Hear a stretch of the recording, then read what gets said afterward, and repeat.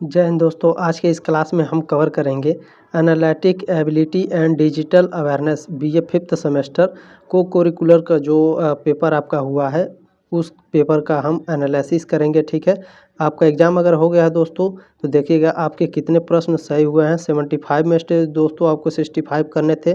कितने प्रश्न आपके सही हुए हैं कमेंट बॉक्स में कमेंट करिएगा। और जिनका भी एग्ज़ाम नहीं हुआ है दोस्तों वो इस प्रश्न पत्र को ध्यान से देखिएगा। आप आइडिया लगा सकते हैं कि आपको किस टाइप के प्रश्न पूछे जाएंगे आपके एग्ज़ाम में। ठीक है, किस टाइप के पूछे जाएंगे। और एग्जामिनेशन 2023-24 में हुआ है। और दोस्तों किस कॉलेज का ये पेपर है ये भी देख लेते हैं। ये श्री जवाहर महाविद्यालय हर्रा अलीगढ़ जिन्होंने ये प्रश्न पत्र भेजा है उनका बहुत बहुत धन्यवाद।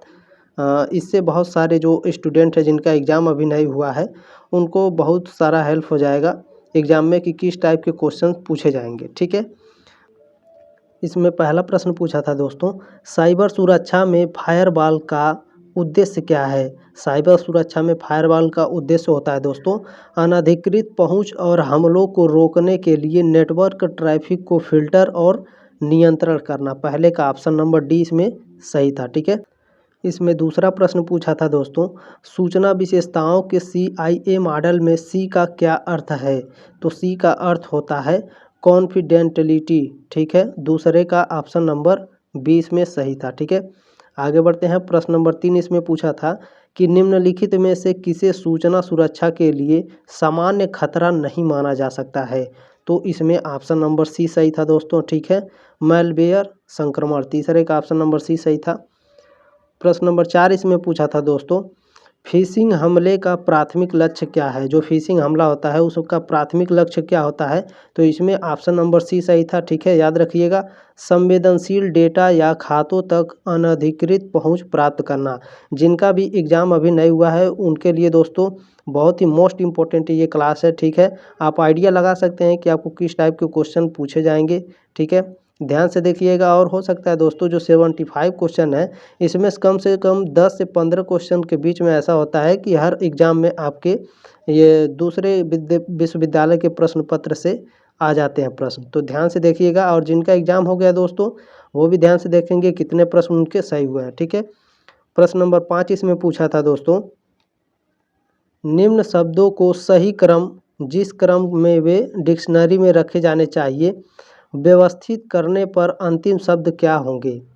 तो दोस्तों इसमें सबसे पहले इस वाले प्रश्न में हम लोग देखते हैं कि अल्फ़ाबेट के हिसाब से। ठीक है, तो चारों ऑप्शन में अल्फ़ाबेट देखेंगे तो चारों ऑप्शन में दोस्तों अल्फ़ाबेट है। ठीक है, पहला जो अल्फ़ाबेट है वो कौन है, ए है। और दूसरा अल्फ़ाबेट देखेंगे तो दूसरे अल्फ़ाबेट में दोस्तों पहले में बी है। ठीक है, बाकी में सी है। ठीक है, अल्फ़ाबेट के अनुसार इसे क्रमित करना होता है।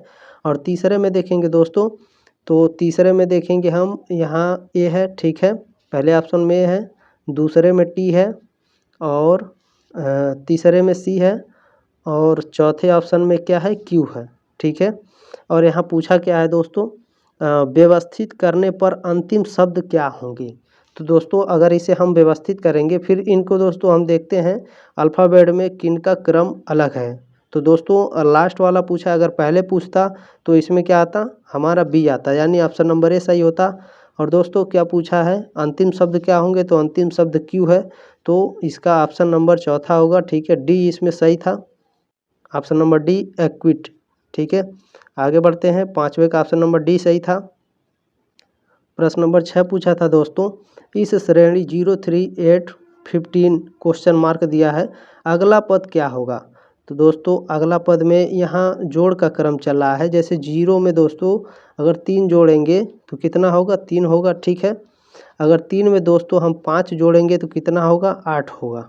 ठीक है, तो यहाँ हमारा कितना था, यहाँ 5 जोड़े हैं हमारा 8 हुआ है। और फिर 8 में दोस्तों हम 7 जोड़ेंगे कितना हो जाएगा, 15 हो जाएगा। ठीक है दोस्तों, यहाँ विषम संख्या चल रहा है। देखिए 3 जोड़े हैं हम तो यहाँ 3 आया है। ठीक है, फिर 3 में हम 5 जोड़े हैं। ठीक है, तो कितना आया है, 8 आया है। ठीक है, फिर 8 में दोस्तों हम 7 जोड़ेंगे कितना आएगा, 15 आएगा। ठीक है, इस पॉइंट को याद रखिएगा। 15 में फिर दोस्तों हम 9 को जोड़ेंगे कितना आएगा, 15 और 9 कितना होता है, 24 होता है। ठीक है, याद रखेंगे 24 होता है। 6 का ऑप्शन नंबर ए इसमें सही था। एक बार और समझा देते हैं दोस्तों इसको। जैसे देखिए 038, पहले मैं इसे लिख देता हूँ 038 और 15, ठीक है। इसमें दोस्तों क्या है कि 0 में अगर हम 3 जोड़ेंगे तो 3 आएगा, और 3 में अगर हम 5 जोड़ेंगे तो कितना आया 8, ठीक है। 8 में हम 7 जोड़ेंगे कितना आएगा 15 आएगा, ठीक है। अब यहाँ पूछा है यहाँ कौन सा शब्द होगा, तो यहाँ 3 5 7 यहाँ विषम चल रहा है, तो यहाँ अगर 9 जोड़ेंगे हम तो कितना आएगा यहाँ पर 15 और 9 कितना होता है 24 होता है, ठीक है। इस टाइप से क्वेश्चन पूछे जाएंगे। जिनका एग्जाम नहीं हुआ है वो ध्यान से देखेंगे, इसी टाइप के क्वेश्चंस आपके एग्जाम में पूछे जाएंगे, ठीक है। और एक बात और दोस्तों, जो लोग मेरे साथ पढ़ रहे हैं, अगर किसी का एग्ज़ाम की तैयारी करनी है तो उसे 10 दिन पहले बताएं, कम से कम 10 दिन, ठीक है। इसे कवर करना होता है, ठीक है। नेशनल एबिलिटी वाला हम लोगों का छूट गया, लेकिन ध्यान दीजिएगा जिस सब्जेक्ट की तैयारी करनी कम से कम 10 दिन पहले उसे बताएं, ताकि अच्छे से उस सब्जेक्ट की तैयारी कराई जा सके, ठीक है दोस्तों। इसमें प्रश्न नंबर 7 पूछा था कि सही विकल्प चुनिए। जैसे तैरना से क्या संबंधित है, तैरेंगे तो डूब जाएंगे। और नाव से संबंधित क्या है दोस्तों, नाव से संबंधित पनडुब्बी था, ऑप्शन नंबर सी सही था। क्योंकि जहाज यहाँ पे दिया है तो यहाँ ये नहीं दिया है कि हवाई जहाज है या पानी वाला जहाज है, ठीक है। नाव किससे संबंधित है, पनडुब्बी से, 7वें का ऑप्शन नंबर सी सही था। प्रश्न नंबर 8 है दोस्तों, सही विकल्प चुनिए। थर्मामीटर किससे संबंधित है, तापमान से, ठीक है। बुखार नापने का यंत्र होता है। तो ग्लूकोमीटर दोस्तों किससे संबंधित है, इससे क्या नापा जाता है, तो ग्लूकोमीटर से दोस्तों रक्त शर्करा, ठीक है। 8वें का ऑप्शन नंबर बी है, रक्त शर्करा मापा जाता है कि डायबिटीज कितनी है, शुगर कितना है, शुगर का लेवल नापा जाता है इससे, ग्लूकोमीटर से। इस पॉइंट को याद रखेंगे, ठीक है। आगे बढ़ते हैं। प्रश्न नंबर 9 इसमें पूछा था दोस्तों, इनमें से कौन सर्वथा भिन्न है, नाक, कान और आँख। ये तीनों एक है दोस्तों, मस्तिष्क अलग है, ठीक है। ऑप्शन नंबर डी सही है 9 का। प्रश्न नंबर 10 देखेंगे दोस्तों, अमर, समर व अजहर की कुल आयु 80 वर्ष है, ठीक है। 4 वर्ष पूर्व यानी 4 वर्ष पहले उनकी आयु कितनी वर्ष रही होगी, तो दोस्तों 80 है, ठीक है। 4 वर्ष पहले पूछ रहा है तो 76 वर्ष होगी, ठीक है। ऑप्शन नंबर है इसमें सही है 10 का। प्रश्न नंबर 11 पूछा था दोस्तों, एक सेब का मूल्य 7 रुपये, एक केले का मूल्य 5 रुपये। सोनू कुल 38 रुपये के फल खरीदता है तो उसके द्वारा कितने सेब खरीदे गए होंगे। तो दोस्तों जाहिर सी बात है, अगर 7 रुपये का सेब है और 5 रुपये का केला है, ठीक है।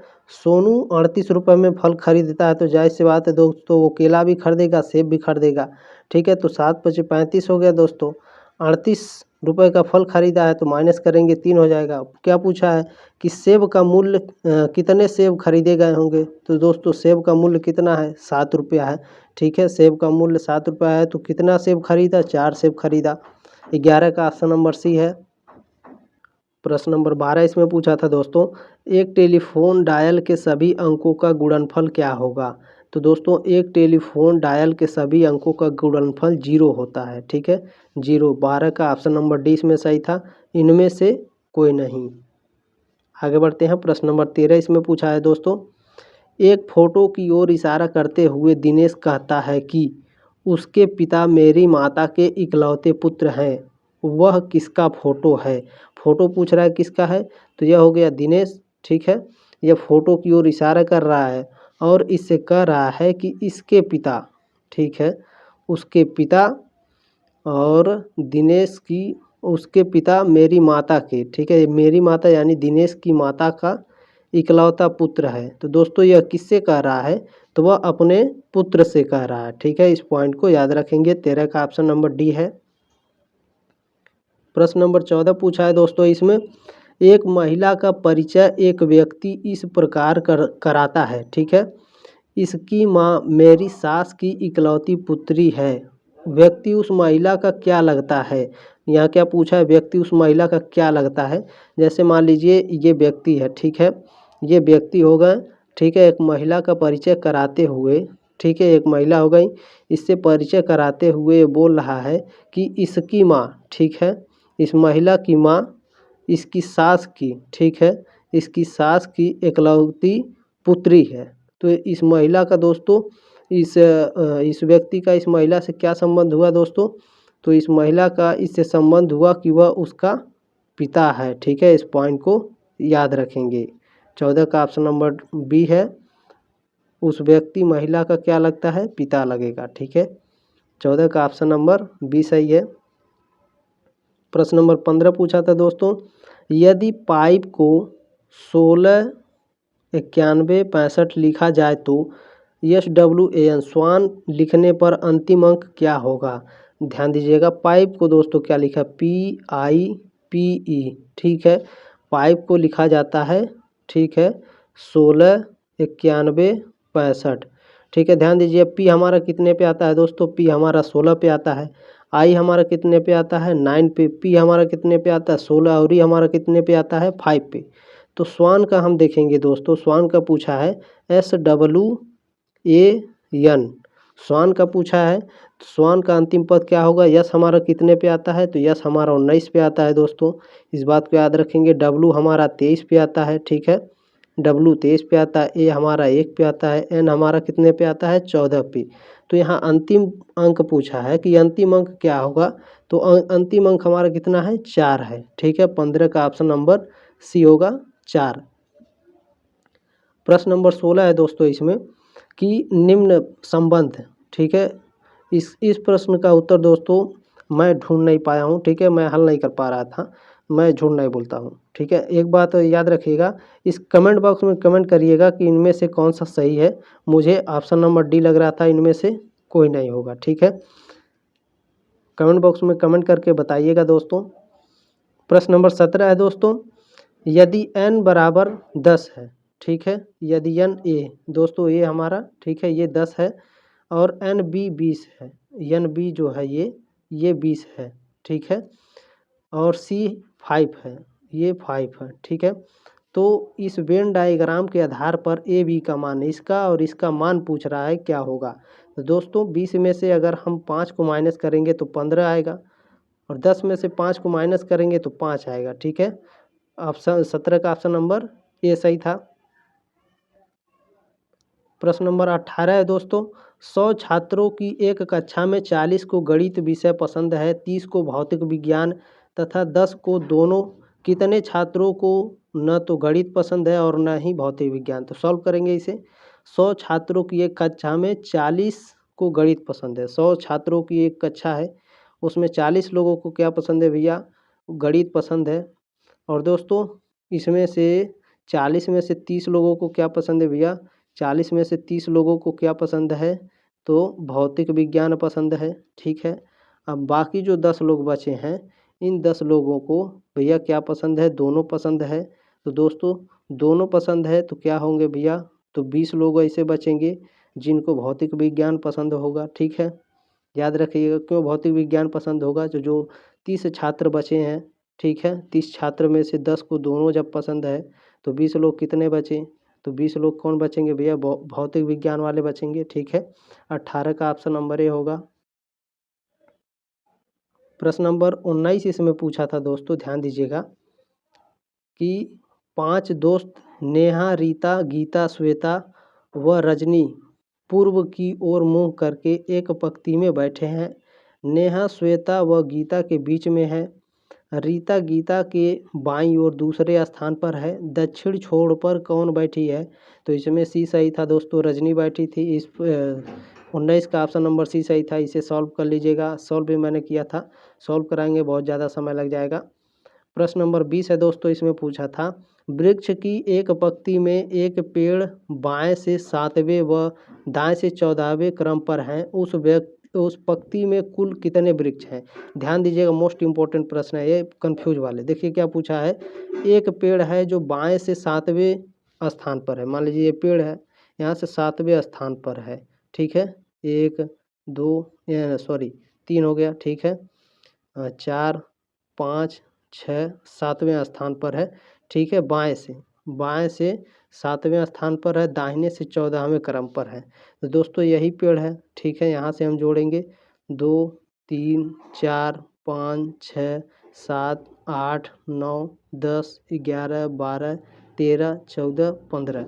ठीक है, अब क्या पूछा है, उस पंक्ति में कुल कितने वृक्ष है? याद रखिएगा, जिसको हम इसमें कॉमन बनाता है, उस कॉमन को ले करके गिना जाता है, इस पॉइंट को याद रखेंगे। ठीक है, तो इसमें पूछा है कुल कितने वृक्ष हैं, तो 1 2 3 4 5 6 7 8 9 10 11 12 13 14 15 16 17 18 19 20 21, यानी दोस्तों ऑप्शन नंबर 20 का डी सही था। 21 वृक्ष होंगे उस पंक्ति में। ठीक है,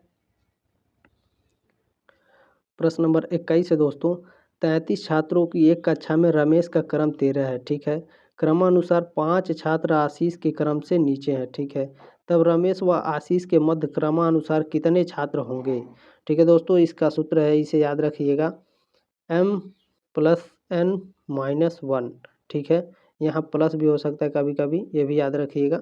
ठीक है, तो 33 छात्रों की कक्षा में रमेश का क्रम 13 है, तो 33 छात्र हैं, रमेश का क्रम दोस्तों 13 है।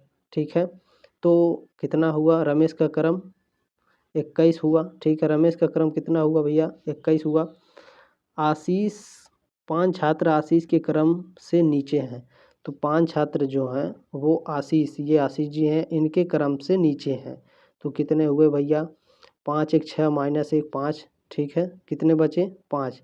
और ये क्या पूछा है, रमेश व आशीष के मध्य क्रमानुसार कितने छात्र होंगे, तो भैया 21 - 5 कितना हुआ, 16 हुआ। ठीक है, 16 और 5 21, यानी 21 का ऑप्शन नंबर डी इसमें सही था। प्रश्न नंबर 22 इसमें पूछा था दोस्तों, यदि संख्या 9 2 5 8 1 4 7 3 के अंकों का आरोही क्रम में व्यवस्थित किया जाए, तब दाईं ओर से चौथे व बाईं ओर से तीसरे अंक का अंतर क्या होगा। तो सबसे पहले इसे आरोही क्रम में लिख लेंगे, 1 2 3 4 5 6 नहीं दिया है, 7 8 और 9। ठीक है, क्या पूछा है, दाईं ओर से चौथे, दाईं ओर से चौथे और बाईं ओर से तीसरे, तो बाईं ओर से तीसरे, इन दोनों का अंतर पूछ रहा है। तो इन दोनों का अंतर क्या होगा, 3 का अंतर है इन दोनों के बीच में, 4 और 3 का। ठीक है, 22 का ऑप्शन नंबर सी सही था, याद रखिएगा 22 का ऑप्शन नंबर सी सही था। अगला प्रश्न है, प्रश्न नंबर 23 है दोस्तों। प्रश्न नंबर 23 जो है, इसे आप स्वयं बताइएगा इसमें से कौन सा ऑप्शन सही था। उसमें ऑप्शन नंबर मुझे सही लग रहा था। ठीक है, बाकी आप कमेंट करके बताइएगा आपका कौन सा इसमें सही लगा कर आए हैं आप। प्रश्न नंबर 24 है, धारणा कुछ मोती रत्न है, कुछ रत्न आभूषण है, क्या कह रहा है, ध्यान दीजिए, कुछ मोती रत्न है, कुछ रत्न आभूषण है, तो निष्कर्ष निकला है कुछ रत्न मोती हैं, कुछ आभूषण रत्न है। तो दोस्तों यहाँ ये उल्टा बोल दिया है। ठीक है, कुछ रत्न मोती हैं। ठीक है, यही ऑप्शन नंबर ए वाला सही है, 24 का ऑप्शन नंबर ए सही था। ठीक है, केवल निष्कर्ष 1 उचित है। प्रश्न नंबर 25 इसमें पूछा था, चारों में से एक सही विकल्प चुनिए जो दिए गए प्रतिरूप को पूर्ण करता हो, तो इसमें ए वाला सही था। ठीक है, ए वाला। आगे बढ़ते हैं, प्रश्न नंबर 26 इसमें पूछा था, इस प्रतिरूप पर ध्यान दीजिए, तो इसमें ऑप्शन नंबर सी सही था। ठीक है दोस्तों, इस पॉइंट को याद रखिएगा, 26 का ऑप्शन नंबर सी सही था। प्रश्न नंबर 27 इसमें पूछा था, इनमें से कौन सी आकृति सर्वथा भिन्न है, तो देखने पर ही पता चल जा रहा है दोस्तों। ठीक है, ऑप्शन नंबर इसमें डी था, 27 का डी भिन्न था। प्रश्न नंबर 28 है, इसमें ध्यान दीजिएगा, नीचे दिए गए चित्र में कुल कितने वर्ग हैं, तो दोस्तों कितने वर्ग हैं, 1 2 3 4, इधर से भी 2 1 2 3 4। ठीक है, यानी 8, और ये वर्ग कितने में, 1 2 3 4, यानी 8 चौके 32 वर्ग कुल है इसमें, यानी 28 का ऑप्शन नंबर ए सही था, 32। ठीक है, प्रश्न नंबर 29 इसमें पूछा था दोस्तों, नीचे दिए गए चित्र में कुल कितने त्रिभुज हैं, तो दोस्तों 29 का ऑप्शन नंबर इसमें डी सही था। ठीक है, आप लोग मिला लीजिएगा आपके कितने प्रश्न सही हुए। प्रश्न नंबर 30 दिया था, नीचे दिए गए चित्र में कुल कितने त्रिभुज हैं, इसमें दोस्तों 8 त्रिभुज थे। ठीक है, 30 का ऑप्शन नंबर ए सही था।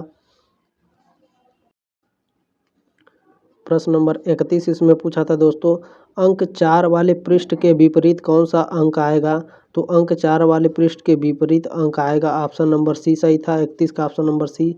ठीक है, 3 अंक आएगा। प्रश्न नंबर 32 इसमें पूछा था अंक 5 वाले पृष्ठ के विपरीत कौन सा अंक आएगा, तो इसके विपरीत 2 अंक आएगा। ठीक है, 32 का ऑप्शन नंबर बी सही था।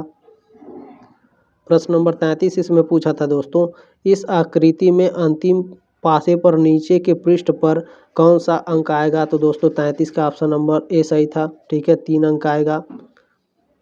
प्रश्न नंबर 34 मैंने सॉल्व नहीं किया दोस्तों, आप लोग कमेंट करके बताइएगा। ठीक है, कौन सा इसमें ऑप्शन आप लगा कर आए हैं। ठीक है, प्रश्न नंबर 35 इसमें पूछा है दोस्तों अंतिम चित्र जेड को खोलने पर इनमें से कौन सा प्राप्त होगा। अंतिम चित्र को जेड को खोलने पर दोस्तों ऑप्शन नंबर सी इसमें प्राप्त होगा। ठीक है, इस पॉइंट को याद रखेंगे। 35 का ऑप्शन नंबर सी सही था। प्रश्न नंबर 36 को देखेंगे दोस्तों यदि 3 मार्च 2020 को मंगलवार था तो 3 फरवरी 2019 को कौन सा दिन होना चाहिए। ठीक है, इसे मैं सॉल्व कराने का प्रयास करूंगा। इसे भी सूत्र से हल किया जाता है, लेकिन मैं जल्दी जल्दी मैं आपको दिखा देता हूं कि सॉल्व किस तरह से किया जाता है। जिनका भी एग्जाम नहीं हुआ है वो भी ध्यान से देखेंगे। तो दोस्तों सबसे पहले जो सन दिया रहता है 2020, ठीक है, इसके लास्ट डिजिट को हम लोग लिखते हैं 20 लिख लिए। ठीक है, 20 में अब हम 4 का भाग देते हैं। ठीक है, जब भी आप हल करेंगे तो 4 का भाग देंगे, इस पॉइंट को याद रखिएगा लास्ट डिजिट में।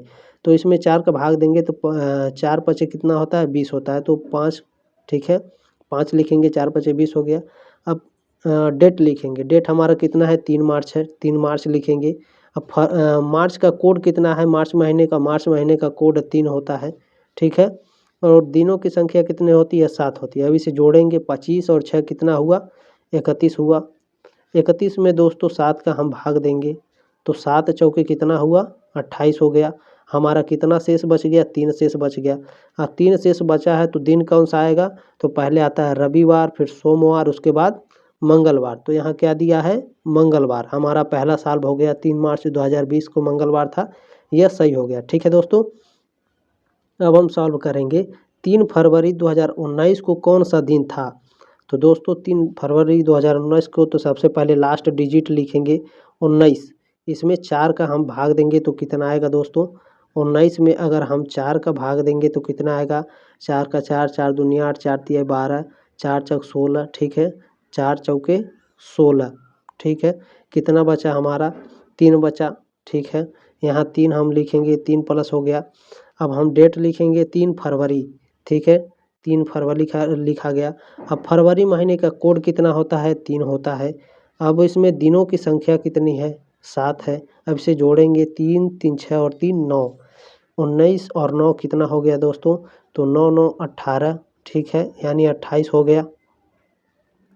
और इसमें 7 का अगर हम भाग देंगे तो कितना आएगा 7 चौके 28, यानी दिनों की संख्या कितनी हो गई 0। 0 नहीं गिना जाता है, ऐसे जो रीजनिंग वाले इस वाले चैप्टर में यहाँ पर 1 गिना जाता है। तो पहला दिन कौन सा होता है, पहला दिन भैया होता है रविवार। ठीक है, 36 का ऑप्शन नंबर सी है, सी सही था रविवार।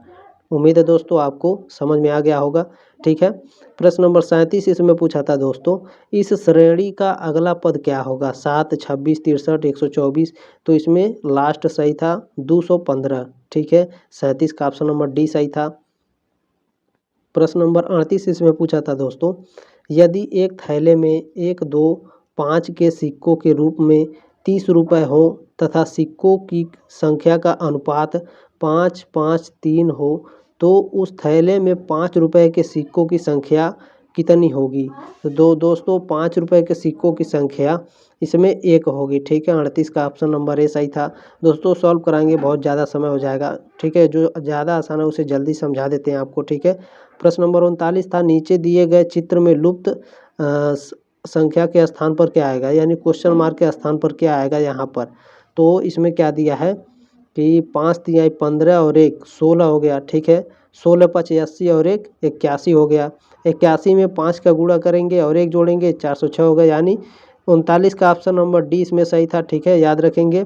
आगे बढ़ते हैं दोस्तों प्रश्न नंबर 40 पूछा था डिजिटल कंप्यूटर के ब्लॉक डायग्राम में कंट्रोल यूनिट यानी सीयू क्या करती है। तो दोस्तों जो कंट्रोल यूनिट होती है वो प्रोग्राम निर्देशित निष्पादित करता है। ठीक है, 40 का ऑप्शन नंबर 20 में सही था। प्रश्न नंबर 41 आपका पूछा था कि डिजिटल कंप्यूटर के ब्लॉक डायग्राम का कौन सा घटक उपयोगकर्ता को संसाधित जानकारी प्रदर्शित करने के लिए जिम्मेदार है। तो दोस्तों आउटपुट डिवाइस होता है, ठीक है। आउटपुट डिवाइस क्या होता है, हमारे साथ जानकारी साझा करता है। अगर हम कोई इनपुट देंगे आउटपुट हमें मिलेगा तभी हमें जानकारी मिलेगी, ठीक है। 41 का ऑप्शन नंबर डी सही था इसमें। प्रश्न नंबर 42 देखेंगे दोस्तों कि कंप्यूटर सिस्टम में सीपीयू कैश मेमोरी का प्राथमिक कार्य क्या है। तो दोस्तों उसका प्राथमिक कार्य होता है, कैश मेमोरी का प्राथमिक कार्य होता है, याद रखिएगा, अक्सर उपयोग किया जाने वाले डेटा को संग्रहित करके डेटा एक्सेस को तेज करता है, ठीक है। 42 का ऑप्शन नंबर सी इसमें सही था। प्रश्न नंबर 43 आपका पूछा था किस प्रकार की मेमोरी नॉन वोलेटाइल होती है और आमतौर पर कंप्यूटर में प्रोग्राम और डेटा के दीर्घकालीन भंडारण के लिए उपयोग की जाती है। तो दोस्तों 43 का ऑप्शन नंबर 20 में सही था, रोम, ठीक है। रोम रीड ओनली मेमोरी जो होती है नॉन वोलेटाइल मेमोरी होती है, ठीक है, इसे याद रखेंगे। 43 का ऑप्शन नंबर 20 सही था। प्रश्न नंबर 44 पूछा था इसमें कौन सी मेमोरी प्रकार आमतौर पर सबसे तेज है लेकिन कंप्यूटर सिस्टम में प्रति यूनिट स्टोरेज सबसे महंगी भी है। तो दोस्तों 44 का ऑप्शन नंबर सी है, ठीक है। कैश मेमोरी महंगी और सबसे तेज होती है, याद रखेंगे। प्रश्न नंबर 45 पूछा था कंप्यूटर सिस्टम में BIOS basic input output system का उद्देश्य क्या है। तो 45 का दोस्तों ऑप्शन नंबर सी सही था, ठीक है। स्टार्टअप के दौरान हार्डवेयर घटकों को प्रारंभ और नियंत्रण करता है BIOS, ठीक है। प्रश्न नंबर 46 इसमें पूछा था दोस्तों आधुनिक कंप्यूटरों में निम्नलिखित में से कौन सा सामान्य प्रकार का प्राथमिक भंडारण है। तो दोस्तों ऑप्शन नंबर सी है CD रोम, ठीक है। 46 का ऑप्शन नंबर सी सही था। प्रश्न नंबर 47 इसमें पूछा था कि कंप्यूटर सिस्टम में सहायक मेमोरी का प्राथमिक उद्देश्य क्या है। मोस्ट इम्पोर्टेंट प्रश्न था ये। तो दोस्तों इसका प्राथमिक उद्देश्य होता है सहायक मेमोरी का कि वह प्रोग्राम और डेटा के लिए दीर्घकालीन भंडारण प्रदान करता है, ठीक है। 47 का ऑप्शन नंबर डी सही था। प्रश्न नंबर 48 पूछा था किस प्रकार की सहायक मेमोरी का उपयोग आमतौर पर डेटा और प्रोग्राम को संग्रहित करने के लिए किया जाता है जिन्हें कंप्यूटर या उपकरणों के बीच ले जाने की आवश्यकता होती है। दोस्तों जो रैम है, ठीक है। 48 का ऑप्शन नंबर डी है। रैंडम एक्सेस मेमोरी का उपयोग आमतौर पर डेटा को और प्रोग्राम को संग्रहित करने के लिए किया जाता है, ठीक है। प्रश्न नंबर 49 इसमें पूछा था दोस्तों आपके कि कंप्यूटर में ऑपरेटिंग सिस्टम यानी OS का प्राथमिक उद्देश्य क्या है। तो दोस्तों OS यानी ऑपरेटिंग सिस्टम का जो प्राथमिक उद्देश्य होता है वह क्या होता है, हार्डवेयर संसाधनों का प्रबंधन होता है, ठीक है। 49 का ऑप्शन नंबर बी सही है। प्रश्न नंबर 50 पूछा था इसमें दोस्तों निम्नलिखित में से कौन सा सिस्टम सॉफ्टवेयर का उदाहरण है। तो ऑप्शन नंबर सी इसमें सही था, विंडो 10 सिस्टम सॉफ्टवेयर का उदाहरण है। 50 का ऑप्शन नंबर सी सही था, ठीक है। प्रश्न नंबर 51 पूछा था इसमें कंप्यूटर सिस्टम में डिवाइस ड्राइवर्स का क्या भूमिका है। कंप्यूटर सिस्टम में डिवाइस ड्राइवर्स का क्या भूमिका है। तो 51 का ऑप्शन नंबर सी इसमें सही था, हार्डवेयर उपकरणों के साथ नियंत्रण और संचार करना। प्रश्न नंबर 52 इसमें पूछा था कि कंप्यूटर सिस्टम को वायरस मालवेयर और अन्य सुरक्षा खतरों से बचाने के लिए किस प्रकार का सॉफ्टवेयर डिजाइन किया गया है। तो 52 का ऑप्शन नंबर सी सही था, एंटीवायरस, ठीक है। 52 का ऑप्शन नंबर सी सही है, एंटीवायरस सॉफ्टवेयर। प्रश्न नंबर 53 इसमें पूछा था दोस्तों कौन सा सिस्टम सॉफ्टवेयर घटक कंप्यूटर पर कई कार्यों या प्रतिक्रियाओं के निष्पादन के प्रबंध के लिए जिम्मेदार है। तो इसका ऑप्शन नंबर सी सही था, ऑपरेटिंग सिस्टम कर्नेल जो होता है वो कंप्यूटर घटक पर कई इकाइयों को निष्पादित करने और प्रबंध करने के लिए जिम्मेदार होता है, ठीक है। प्रश्न नंबर 54 इसमें पूछा था कि निम्नलिखित में से कौन सा ऑपरेटिंग सिस्टम का कार्य नहीं है। तो ऑपरेटिंग सिस्टम का कार्य ऑप्शन नंबर ए इसमें सही था, मेमोरी और स्टोरेज का प्रबंधन करना, ये ऑपरेटिंग सिस्टम का कार्य नहीं है, ठीक है। 54 का ऑप्शन नंबर ए सही था इसमें।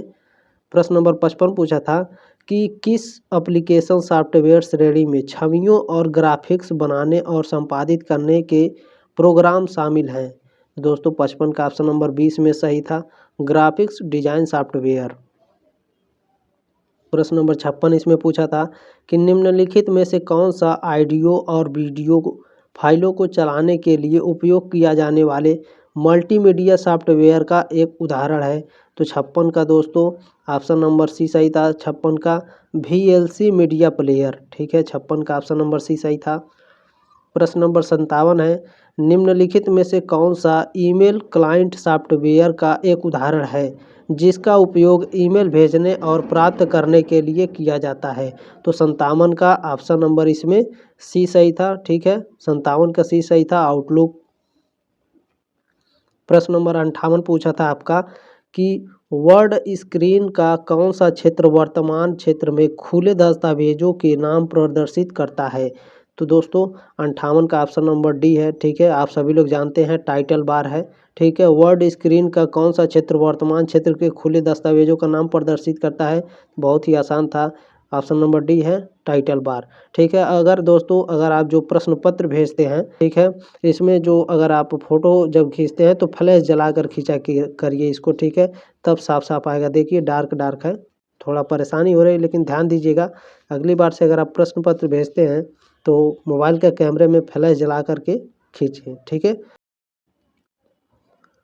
प्रश्न नंबर 59 इसमें पूछा था दोस्तों, कौन सी सुविधा आपको वर्ड दस्तावेज में टेक्स्ट को तुरंत खोजने और बदलने की अनुमति देता है। तो दोस्तों फाइंड एंड रिप्लेस, ठीक है, 59 का ऑप्शन नंबर बी सही था। प्रश्न नंबर 60 इसमें पूछा था कि वर्ड में वह डिफ़ॉल्ट स्थान क्या है जहां प्रोग्राम आपके द्वारा किसी दस्तावेज को खोलने या सहेजने पर फाइलों को ढूंढता है। तो ऑप्शन नंबर डी इसमें सही था, डॉक्यूमेंट।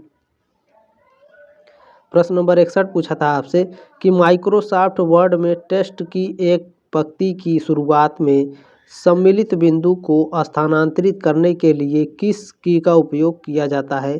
तो 61 का दोस्तों ऑप्शन नंबर ए था, होम होता है, ठीक है, ऑप्शन नंबर ए सही था, होम।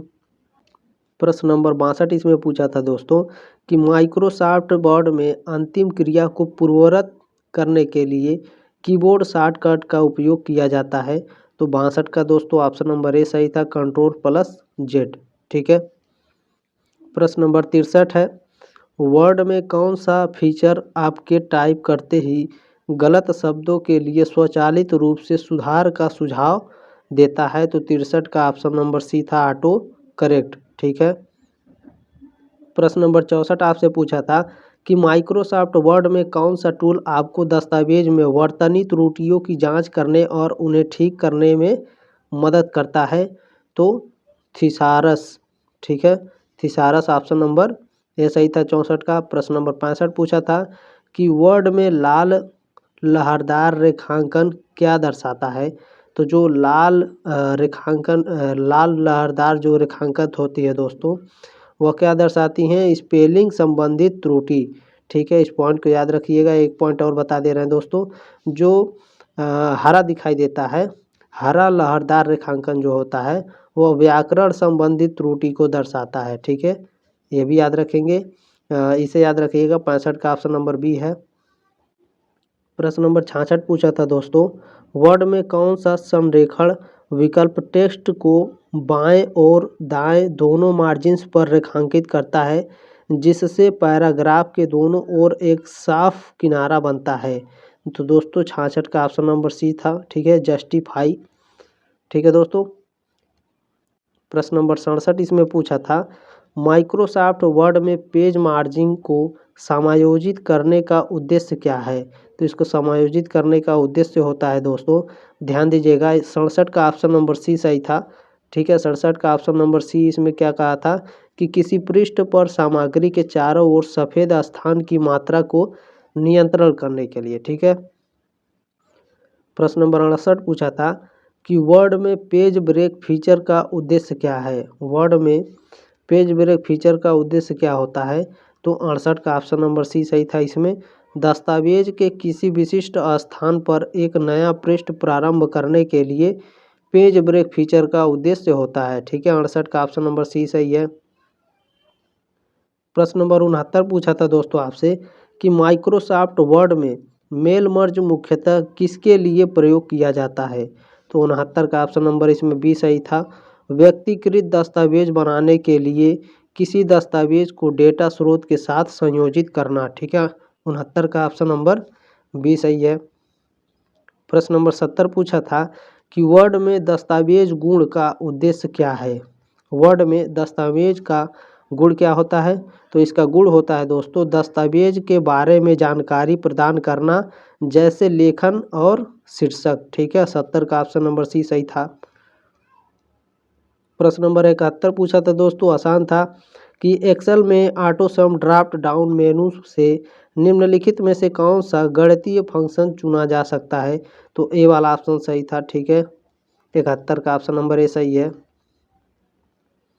प्रश्न नंबर 72 पूछा था आपसे कि जब आप किसी वेबसाइट पर जाते हैं तो ब्राउज़र का प्राथमिक कार्य क्या होता है। जब आप किसी वेबसाइट पर जाते हैं तो ब्राउज़र का प्राथमिक कार्य क्या होता है, तो वो क्या करता है, वेब सामग्री को पुनः प्राप्त करने और प्रदर्शित करने के लिए जिम्मेदार होता है। ठीक है, 72 का ऑप्शन नंबर बी सही है। प्रश्न नंबर इसमें 73 पूछा था दोस्तों, सुरक्षित और एन्क्रिप्टेड वेबसाइट कनेक्शन के लिए उपयोग किया जाने वाला विशिष्ट प्रोटोकॉल क्या है, तो इसका विशिष्ट प्रोटोकॉल होता है HTTPS। ठीक है, 73 का ऑप्शन नंबर सी सही है। प्रश्न नंबर 74 पूछा था दोस्तों आपसे, साइबर सुरक्षा क्या है, तो दोस्तों साइबर सुरक्षा क्या है, तो ऑप्शन नंबर इसका सी सही था। कंप्यूटर सिस्टम और डेटा की चोरी, क्षति या अनाधिकृत पहुंच से सुरक्षा करना साइबर सुरक्षा होता है। ठीक है, 74 का सी ऑप्शन नंबर सही था। प्रश्न नंबर 75 आपसे पूछा था दोस्तों कि निम्नलिखित में से कौन सा एक सामान्य साइबर सुरक्षा खतरा है। क्या भारी वर्षा है, भूकंप है, फिशिंग हमले या सूर्य ग्रहण। तो दोस्तों भारी वर्षा, भूकंप और सूर्य ग्रहण ये प्राकृतिक आपदा है। ठीक है, जो फिशिंग हमला है वो क्या है, साइबर सुरक्षा खतरा है। इस पॉइंट को याद रखेंगे दोस्तों। जो भी प्रश्न अगर हमसे गलती हो गई होगी क्षमा कीजिएगा। मैं चाहता हूं कि कमेंट बॉक्स में कमेंट करिएगा आपके कितने प्रश्न सही हुए हैं। जिस प्रश्न का उत्तर गलत है उसको भी कमेंट करिए, ताकि और भी बच्चों का जो डाउट है वो क्लियर हो सके। ठीक है, उम्मीद है आपको क्लास अच्छा लगा होगा। शेयर ज़रूर कर दीजिएगा और साथियों के पास एक लाइक ज़रूर कर दीजिएगा, सब्सक्राइब कर लीजिएगा छठे सेमेस्टर के लिए। ठीक है, और दोस्तों जिस सब्जेक्ट की तैयारी करनी होती है उसे पहले ही आप बता दिया करिए, कम से कम 10 से 15 दिन पहले अच्छे से तैयारी करा देंगे। जैसे पॉलिटिकल साइंस का मैंने कराया था, बहुत ही अच्छा पेपर आया था आप लोगों का। ठीक है, मिलते हैं अगले क्लास में, तब तक के लिए जय हिंद, वंदे मातरम।